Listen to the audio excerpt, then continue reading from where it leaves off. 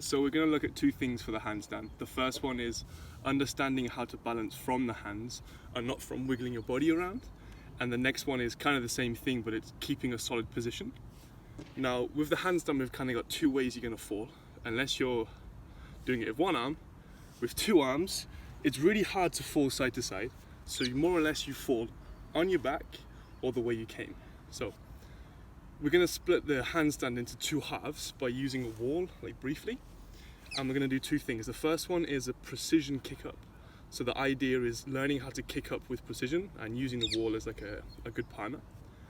And the other one is going to be a toe pull, and then you can add on to that legs closing. The goal of these two drills is basically to get you comfortable in that split leg position and then looking at closing the legs once you're comfortable.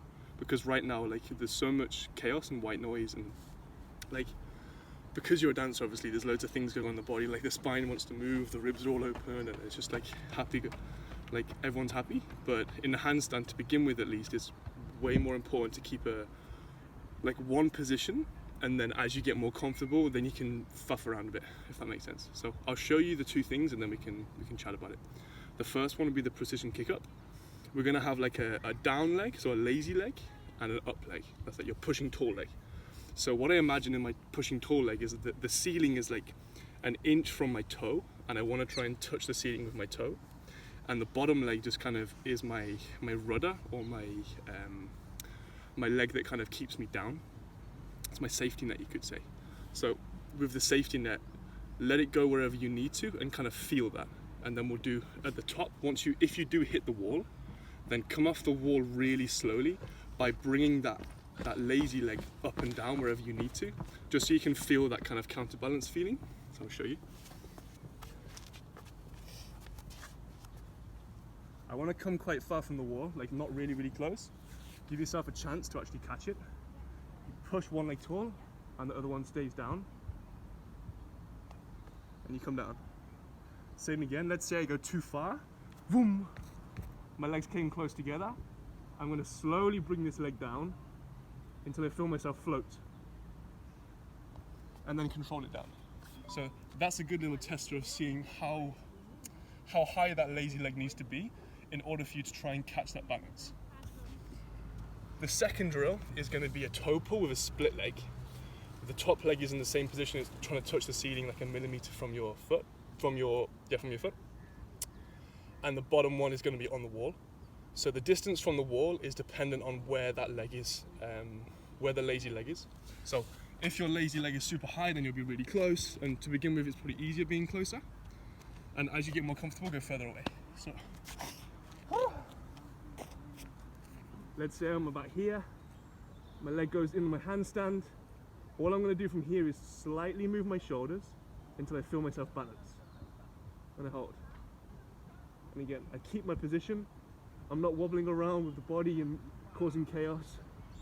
I'm keeping solid. Coming back on. When I go, I push with my fingers and back.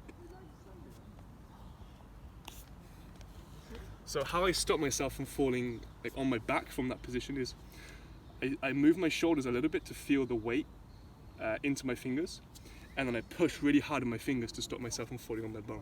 Now, the more you fall, or the more weight you shift towards the fingers, the harder it's going to be. So to begin with, go really, really slowly and just practice these two things. They're both the same thing, looking at the elephant from two different ways. Like, there's a really nice quote I like, and it's a blind man sees an elephant.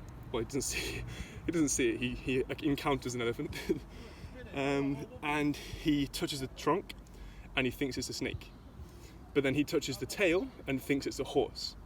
He touches the legs and he thinks it's a tree, and it's not until he's told from the bigger picture, oh, it's an elephant, that he understands that it's an elephant, because normally we see things in too minor detail. So this drill is basically the same thing, looking at two different halves. We've got up and kind of when you're there, how to balance when you're up, basically.